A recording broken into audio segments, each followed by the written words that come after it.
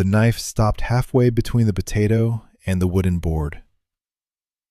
A drop of sweat trickled down Sam's temple, slid to her jaw, and fell onto the back of a hand that had been pretending to be rougher than it was for 3 days. Outside, someone was shouting that the bay horse had gotten loose again. Inside, in the dim light of the ranch kitchen, Sam Whitfield held her breath, listened to the approaching footsteps on the loose plank corridor, and for the first time in 72 hours, thought they had finally figured her out.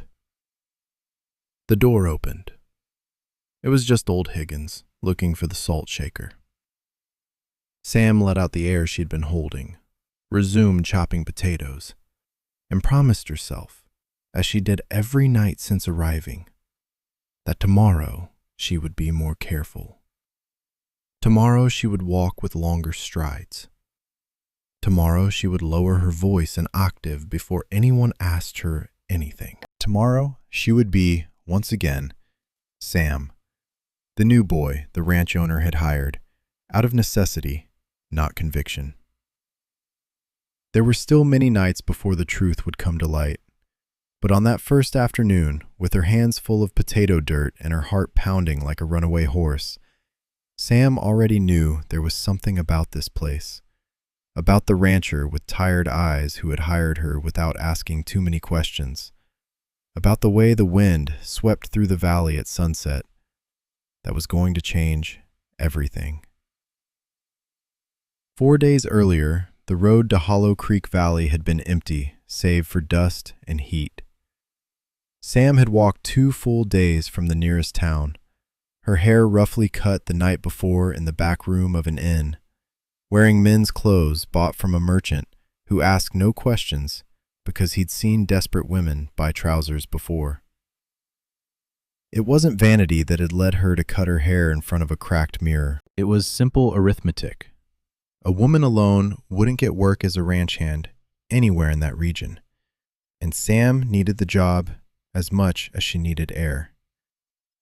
Her father had died in the winter, leaving her a debt she didn't know existed until creditors knocked on the door.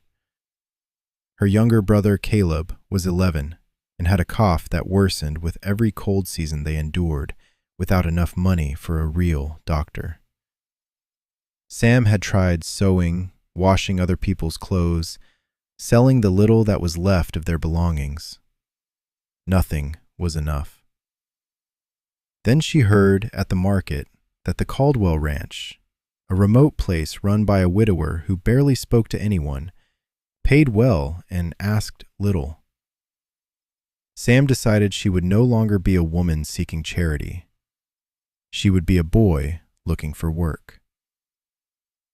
The man who hired her that first day was named Nathaniel Caldwell, and he wasn't what she had imagined. He wasn't hard in a cruel way, but in a tired way, as if he had used up all his hardness elsewhere and had none left to spare for strangers. He was 34, with hands full of honest work scars, and a gaze that rested on things, a broken fence, a rain-laden cloud, a new worker with narrow shoulders, with an attention that seemed to be searching for something you no longer expected to find. "Can you milk?" he had asked, without looking her in the eye, as he surveyed the corral. "Yes, sir." "Do you know when to be quiet?" "Better than most." That answer got her the job. Nathaniel didn't smile, but something in his jaw loosened a little, as if he hadn't heard an answer that was neither flattery nor complaint in a long time. What Sam didn't know then was that Nathaniel Caldwell had been living on that ranch for 3 years, like someone living in a house after a fire, rebuilding walls, pretending the smoke no longer lingered in his clothes. His wife, Eleanor, had died of a fever during their second winter, leaving him with a ranch too big for one man, and a silence that had become habit. The hands came and went. None stayed longer than a season. The ranch functioned, but barely, like a clock missing a small gear that no one knew which one. The story between Sam and Nathaniel began, like so many true stories, without either of them recognizing it as a story while it was happening. The first few days were of mutual observation, cautious and functional. Nathaniel taught the tasks with short, almost military phrases. Here you fix the fence. Here you store the grain. Here you don't enter without notice. Sam memorized each instruction like someone memorizing a map of enemy territory, aware that any mistake, a question too many, a glance too few, a gesture too soft, could betray her. But the ranch had its own rhythm, and that rhythm began to wear down both of them's caution. Sam discovered that Nathaniel spoke more to the animals than to people, that he had an almost reverent patience with a young colt no one else could ride, that he kept in a drawer of his desk an old photograph he looked at on some nights without anyone knowing. Nathaniel, for his part, discovered that the new boy worked without complaining, observed before acting, and had a rare gentleness when dealing with injured animals. Not the brute force of other hands, but something more akin to care. What neither of them had said aloud was simple, though neither dared to name it yet, that the other's presence on that ranch of long silences had somehow, strangely, become a relief. The first week, Sam learned to move like a useful ghost, present when needed, invisible the rest of the time. She slept in the barn, on a cot away from the other two hands, claiming she preferred to be near the animals in case something happened at night. The truth was simpler. She needed the privacy to bind her chest each morning with strips of cloth, to wash herself before dawn when no one else was awake, to cry sometimes in silence, thinking of Caleb and whether the boy's cough had worsened. One afternoon, while mending the north corral fence, Sam cut her palm with a rusty wire. The pain was quick and dirty, and before she could hide it, Nathaniel was already there, holding her wrist with a firmness that admitted no protest. "Let me see." Sam gritted her teeth, more from the fear of him noticing something, the softness of her skin, the shape of her fingers, than from the pain itself. But Nathaniel only looked at the wound, cleaned it with water from his own canteen, and bandaged it with a piece of his shirt, saying no more about it. His hands were rough, but the gesture was careful, almost tender, and Sam had to look away so he wouldn't see what that care did to her inside. "Thank you," Sam murmured, her voice a little hoarser than necessary. "Don't apologize for bleeding," Nathaniel said, already standing, already moving away. "Just be more careful." It wasn't much, but that night, sitting in the barn with her bandaged hand, Sam thought about the almost childlike awkwardness with which Nathaniel had held her wrist, as if he didn't quite know what to do with the gentleness he felt, and wondered, for the first time since she'd arrived, what would happen if he knew the truth. The following weeks brought a routine that, without either of them planning it, began to resemble more than just work.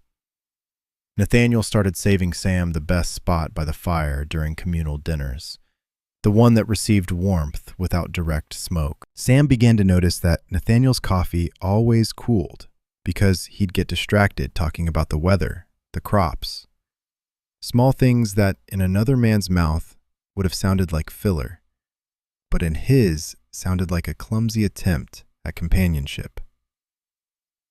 She began, without anyone saying it, to warm it up for him again before he sat down. But neither of them had said aloud what each was beginning to suspect about the other, that there was something different about this presence, something that didn't quite fit the simple explanation of a good hand or a good boss. And it was precisely in that ambiguity, In that unnamed territory, that affection began to take root, deeper than either was prepared to admit. One night, as they were both fixing a leak in the barn roof together, a task neither had asked to do alone, though neither said so, Nathaniel spoke of Eleanor for the first time since Sam had arrived. He spoke of how the silence after her death had become a more familiar weight than company. Sam listened without saying much, aware that any extra word could open a door she wasn't ready to cross. But inside, something shifted. A compassion that wasn't just an employee's for her boss, but something closer, more dangerous. It was that same night, under the half-repaired roof, with the stars peeking through the cracks, when Nathaniel said, almost to himself, "You're a strange boy, Sam. I don't know what it is about you, but this place feels different since you arrived." Sam didn't reply. She couldn't. But that sentence stayed with her like an ember under the skin, because it was exactly what she felt too, and exactly what she most feared he would discover. What neither of them knew yet was that this nascent feeling was about to face its first and hardest test. Because in less than 2 weeks, a man would arrive at the ranch with an offer that would jeopardize not only Sam's job, but the entire facade that sustained her presence there. The man was named Garrett Voss, and he arrived on a Tuesday morning mounted on a horse too fine for field work. He had been Nathaniel's business partner for years, owning land on the other side of the valley, and he brought with him a proposal Nathaniel needed to hear, even if he didn't want to. A loan to save the next harvest, in exchange for a portion of the northern lands. The very lands where Eleanor had once wanted to build a bigger house for the children they never had. Garrett had a way of speaking that filled rooms, a confidence that Nathaniel, with his silence learned through loss, couldn't match. And he had, furthermore, a gaze that fell on Sam, on the boy with delicate hands and a carefully hoarse voice, with a suspicion that no other hand had shown. "That boy of yours," he told Nathaniel one afternoon, as they both smoked on the porch, "is peculiar. He doesn't walk like a hand. He doesn't sweat like a hand." Nathaniel, who had begun to defend Sam almost without thinking, replied with a dryness that surprised them both. "He works harder than any man you've ever brought to your lands, Garrett. That's all I need to know."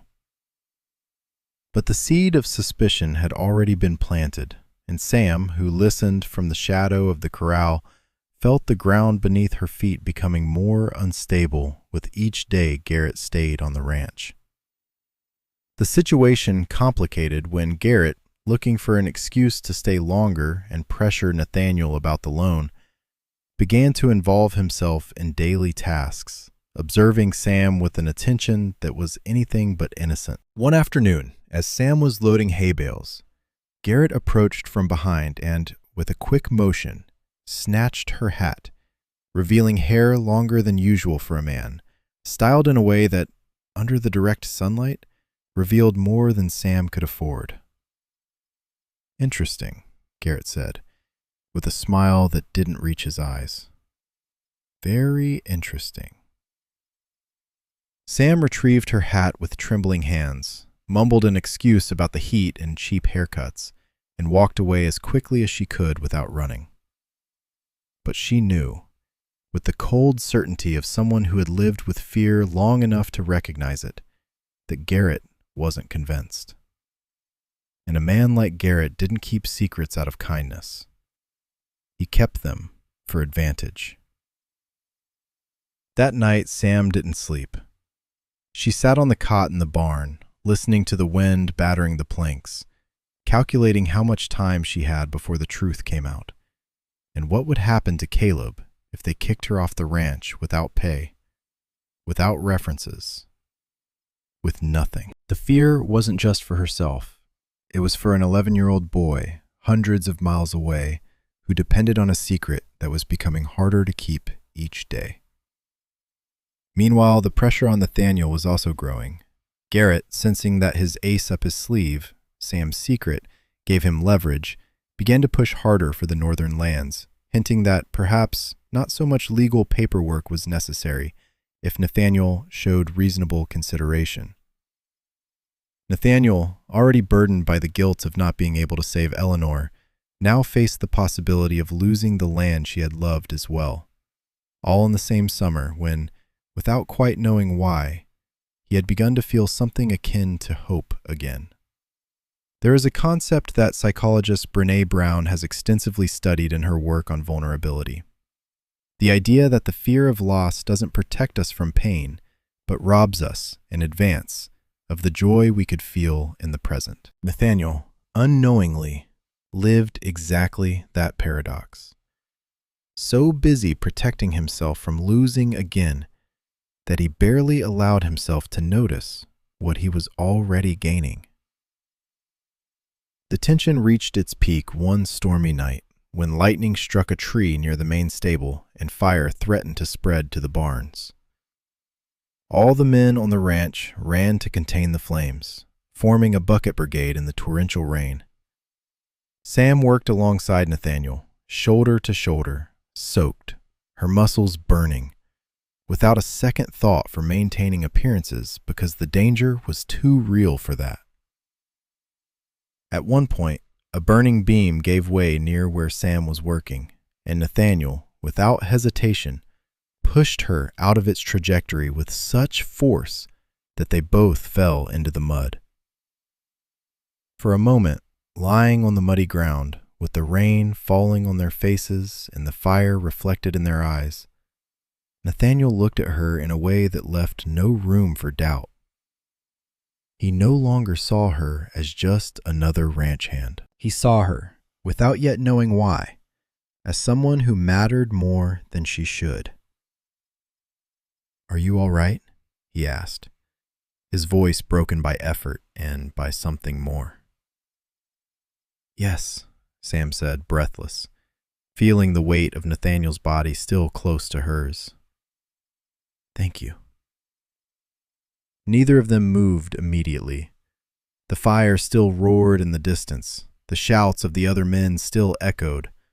But for an eternal second, only the two of them existed in the mud, breathing with difficulty, too close to be mere coincidence. It was Garrett who broke the moment, shouting that they needed more hands on the bucket line. Nathaniel got up first, offered Sam his hand to help her up, and for a second, as their fingers intertwined, Sam felt that he noticed something different about the feel of that hand. Smaller, softer than fieldwork should have left it. But he said nothing. Not yet. The fire was brought under control before dawn, leaving the stable damaged but standing, and all the men exhausted, covered in soot and mud. As the others retreated to sleep the few hours remaining before sunrise, Nathaniel stood by the smoldering remains, looking at the sky beginning to lighten, with an expression Sam couldn't quite decipher. Relief, yes, but also something more akin to a question he didn't dare to ask yet. The next day, Garrett left with the promise of returning in a week to finalize the loan terms, leaving behind a sense of borrowed time.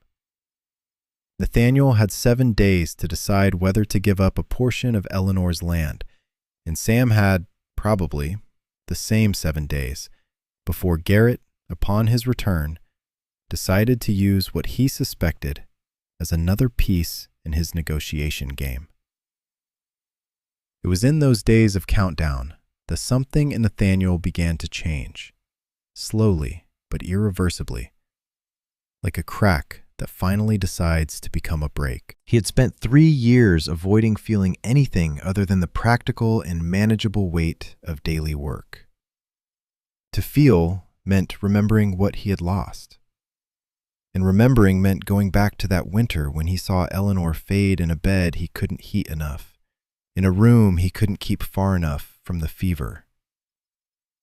He had decided, without ever saying it aloud to anyone, that it was safer not to need another person like that again. The land, the ranch, the work, those he could control. A person, no.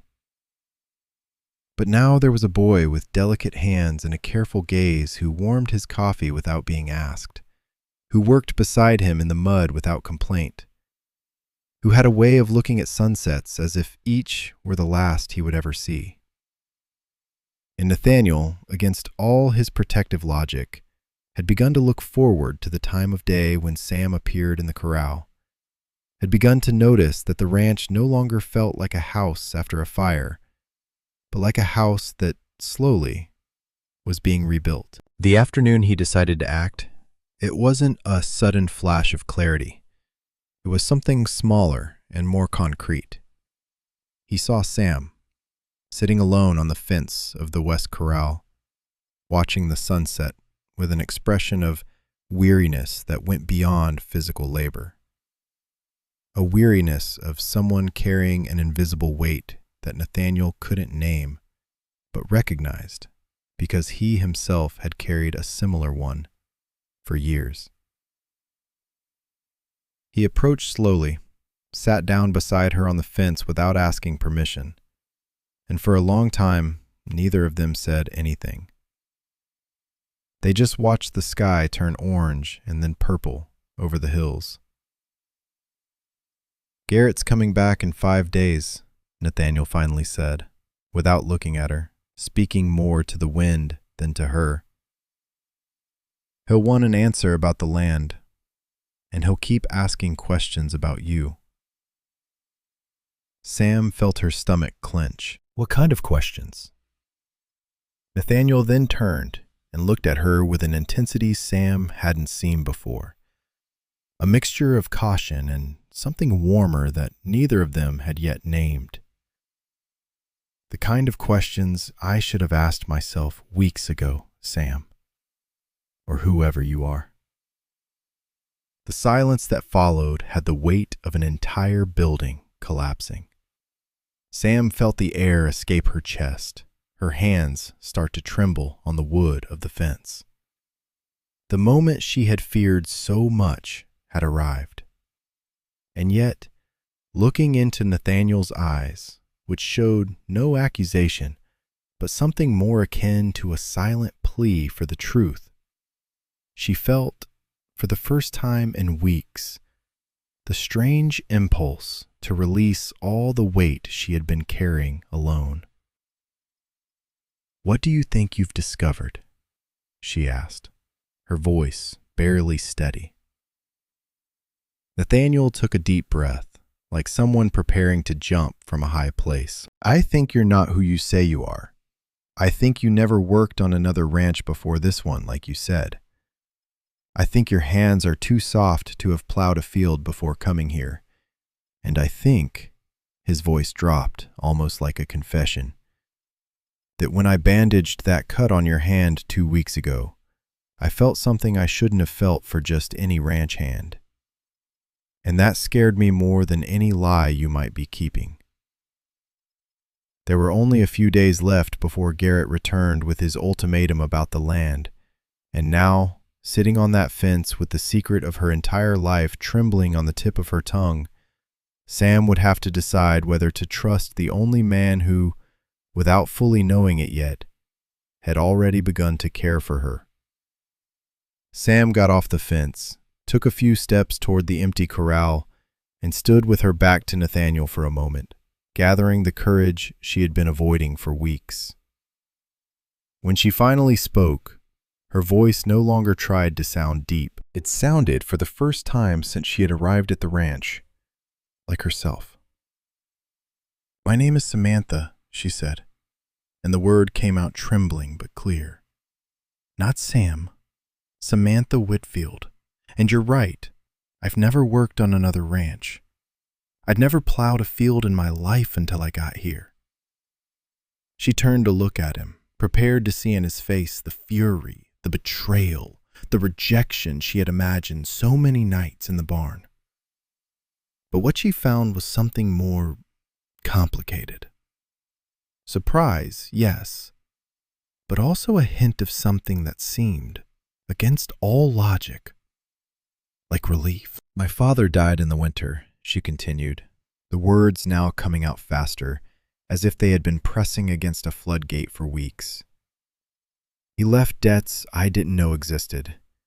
I have a brother, Caleb, 11 years old, with a cough that gets worse every winter, and who needs a doctor that costs more money than I could earn sewing or washing other people's clothes. No ranch hires women as hands, Nathaniel. None. So I cut my hair, bought men's clothes, and walked 2 days to get here because I heard you paid well and didn't ask many questions. The silence that followed seemed to last an eternity. Nathaniel slowly stood up from the fence and walked towards her with measured steps, like someone approaching a frightened animal that might bolt at any sudden movement. That's why you slept in the barn, away from the others? Yes.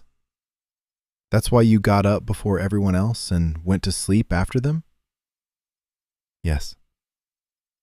Nathaniel nodded slowly, processing each piece that finally clicked into place.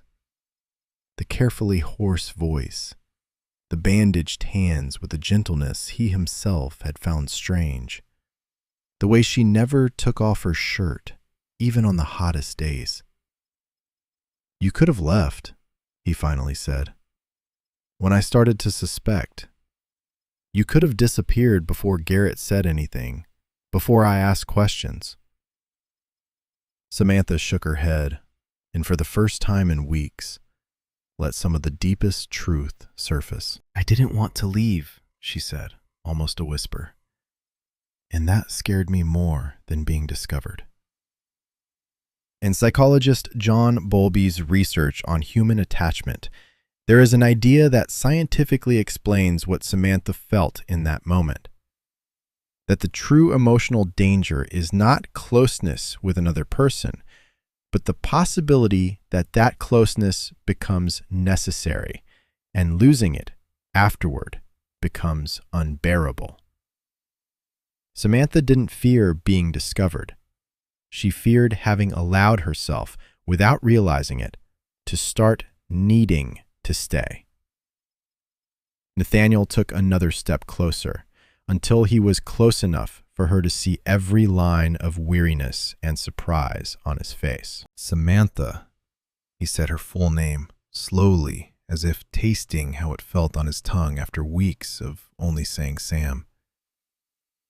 I've been living on this ranch for 3 years as if I were waiting for something to completely collapse. And since you arrived, for the first time, I've felt like something was being built in its place. It wasn't a polished declaration. It didn't have the elegance of the words men say in the books Samantha had read as a child. It was clumsy, direct, spoken by a man who wasn't accustomed to naming what he felt. And for that very reason, it sounded truer than any rehearsed speech. And what about the land? Samantha asked, still fearful, still waiting for the other half of the conversation. What about Garrett? What he'll say when he comes back? Nathaniel smiled, a small but real smile, the first Samantha had seen him give since arriving at the ranch. Garrett can go to hell, with his land and his questions. I've spent 3 years protecting things that can no longer hurt me more than they already have. I think it's time to start protecting something that can truly matter to me. The silence that followed those words wasn't uncomfortable. It was the kind of silence that weighs more than 100 sentences, because neither of them needed to fill the space with more words. Samantha took the final step between them, and as Nathaniel raised a hand, the same rough, scarred hand that had bandaged her wound weeks ago, to brush a strand of hair from her face, neither of them pretended anymore. What happens now? Samantha asked, her voice low. Now, Nathaniel said, you write to your brother and tell him he has a place here, on this ranch, as soon as he's ready for the journey. and now you stop sleeping in the barn as if you have something to hide, because you don't anymore. Garrett returned 5 days later, as he had promised, with his loan papers and his smile of a man accustomed to getting his way.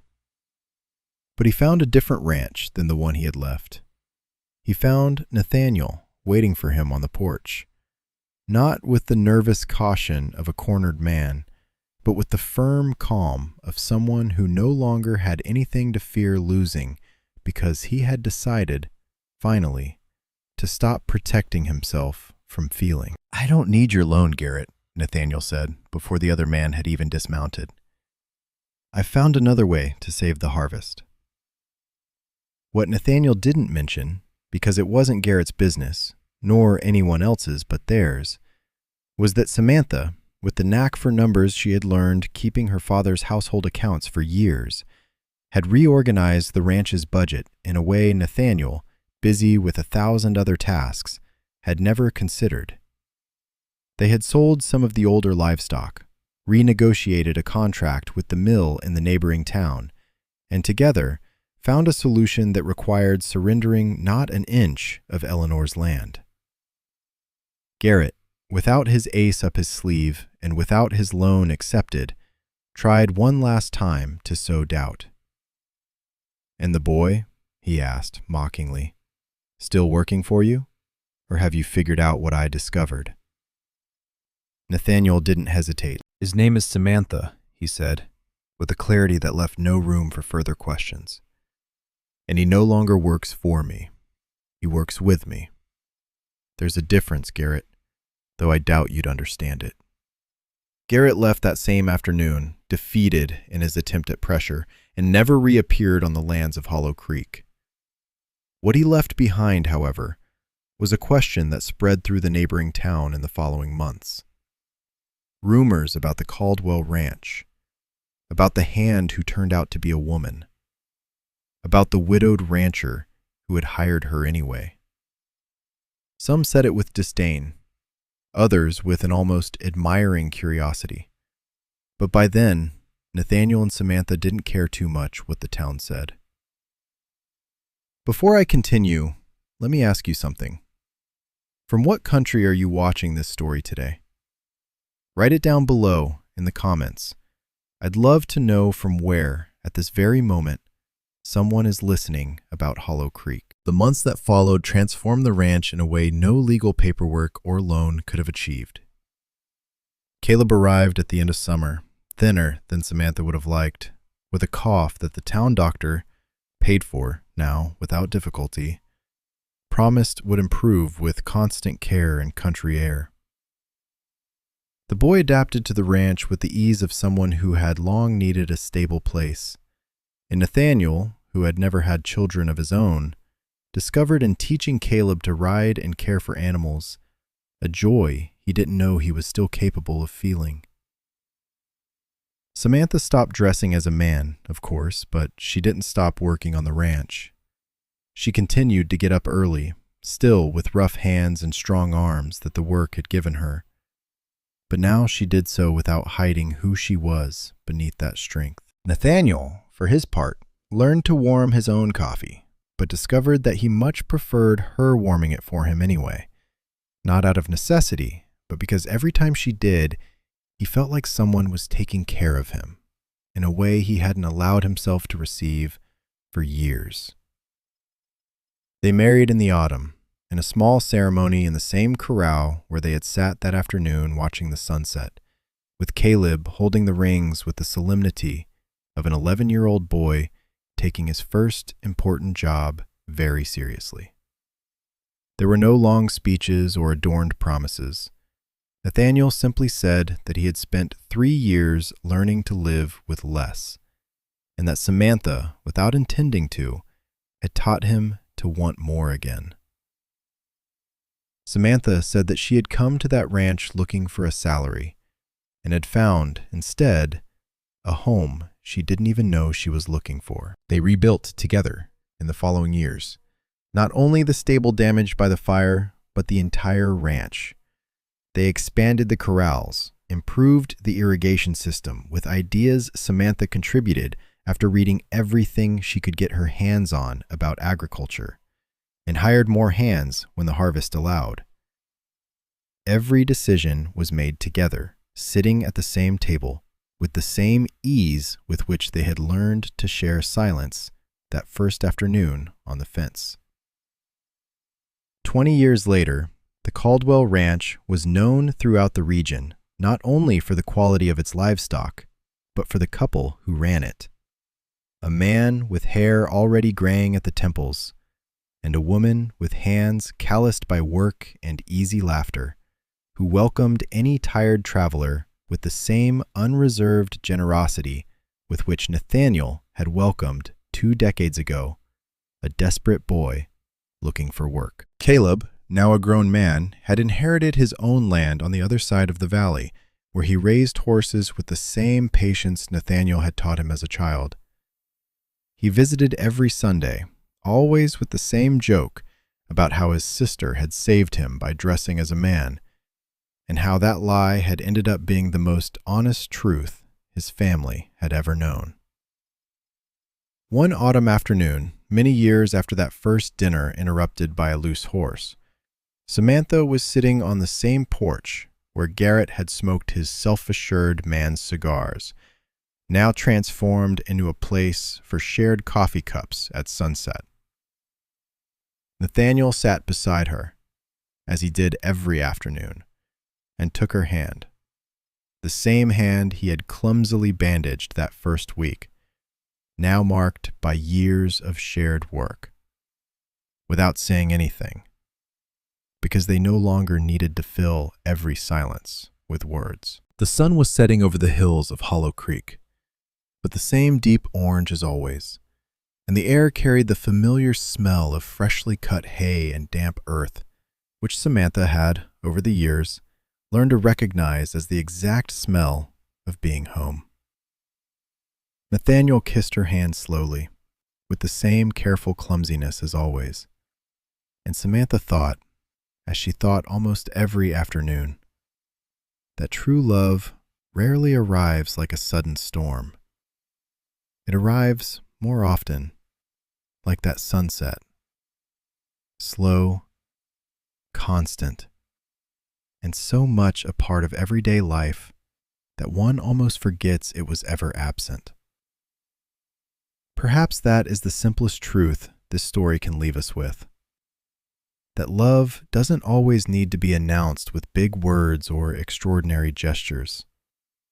Sometimes it's enough to stay, to choose, day after day, to warm the other's coffee, to hold the injured hand, and to build, stone by stone, a place they can both call home. If this story made you feel something tonight, perhaps it's because in some quiet corner of your own life, you too are waiting for or building exactly that.